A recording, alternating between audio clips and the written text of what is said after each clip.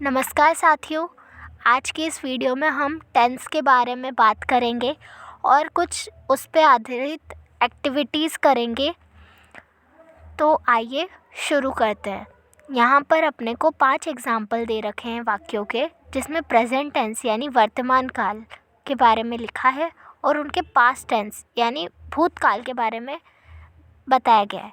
तो यहाँ पर जो अंडरलाइन किए गए हैं, जैसे ये शब्द हैं जो अंडरलाइन किए गए हैं, तो इन्हें अपन को देखते हैं और इनको ही अपन ने बदला है यहाँ पे। इससे पूरा वाक्य बदल जाता है। जैसे मैं एक एग्जांपल लेके बताऊँ तो चौथे एग्जांपल में बोला है यू गिव अ पेन, तो तुमने एक पेन दिया है। और यहाँ पे पास्ट टेंस में लिखा है you give me a pen, यानी तुमने मुझे एक पेन दिया था। तो है से था में परिवर्तित करने के लिए हम वर्ब के फॉर्म को बदल देते हैं। आइए अब इससे जुड़ी कुछ गतिविधियाँ करते हैं। पहले में हमें बताई गई है गतिविधि में अपने को वर्ब के 3 फॉर्म के बारे में बताया गया है कि 3 फॉर्म होते हैं। पहला जो वर्तमान काल में इस्तेमाल किए जाते हैं, फिर पास्ट यानी भूतकाल में, और तीसरा पास्ट पार्टिसिपल यानी जो वाक्य चुका है, चुकी है, ऐसे से अंत होते हैं उनमें इस्तेमाल की जाती हैं जो क्रियाएं। अलग अलग के लिए अलग अलग फॉर्म यूज़ करते हैं। इनमें बहुत सारी क्रियाएं जिन्हें अपन रेगुलर वर्ब्स कहते हैं, उसमें आखिरी में ई डी, जैसे अधिकतर में आप देखोगे मूव, मूव्ड, मूव्ड, बस अपन ने ई डी ही पीछे जोड़ा है और काम हो गया है। अब इन सब के मैं अर्थ बताते हुए शब्दों को कंप्लीट करती हूँ। रिमेंबर्ड, रिमेंबर यानी याद, रिमेंबर्ड, रिमेंबर्ड। फिर टायर, थका हुआ, टायर्ड, टायर्ड। फिर कुक, कुक यानी पकाना, कुक्ड, कुक्ड। क्लीन, साफ करना, क्लीन्ड, क्लीन्ड। प्ले, खेलना, प्लेड, प्लेड। वॉश, साफ करना, धोना, वॉश्ड, वॉश्ड।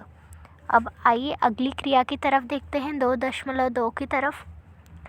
इसमें अपने को fill in the blanks with the past tense of the word in the bracket, यानी अपने को कुछ खाली स्थान दिए गए हैं और उनके बगल में ब्रैकेट में, जैसे यहाँ दिया गया है, इनका अपने को पास्ट टेंस यानी भूतकाल बताना है।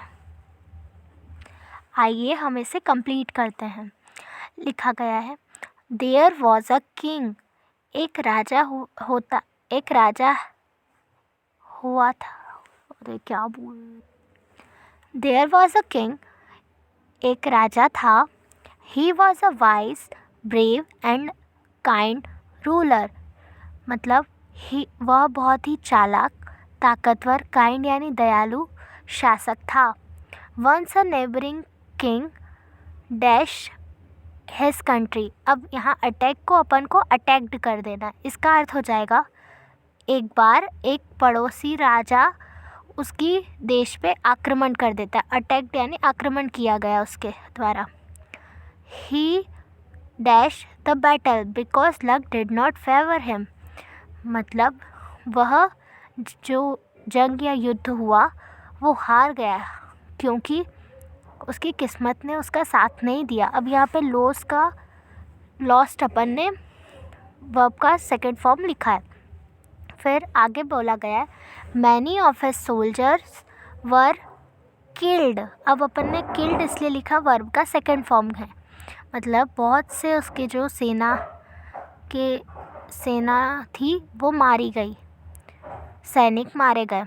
आगे लिखा है मैनी सोल्जर्स, रन का अपन ने कर दिया है रेन अवे, मतलब बहुत से सैनिक भाग गए। एंड सेव देयर लाइव्स, यानी उनने अपनी ज़िंदगी बचा ली।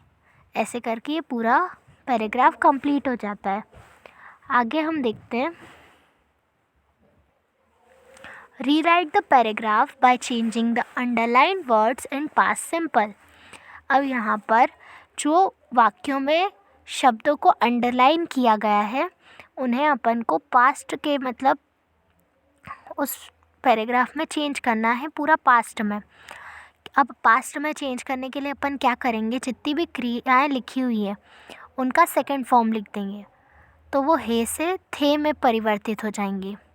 तो आइए इनको पढ़ते हुए अपन चेंज करते हुए फिर से लिखते हैं। पहला वाक्य है इसका पैराग्राफ का, माई grandfather wakes up early in the morning. मेरे दादाजी सुबह जल्दी उठते हैं। तो उसका अपन ने उठते हैं को अपन ने कर दिया है माई grandfather waked up early in the morning, मतलब मेरे दादाजी सुबह जल्दी उठते थे। ही गोज़ टू मार्केट, वह मार्केट जाते हैं। उसका अपन ने चेंज कर दिया है ही वेंट टू मार्केट, मतलब वह बाज़ार गए।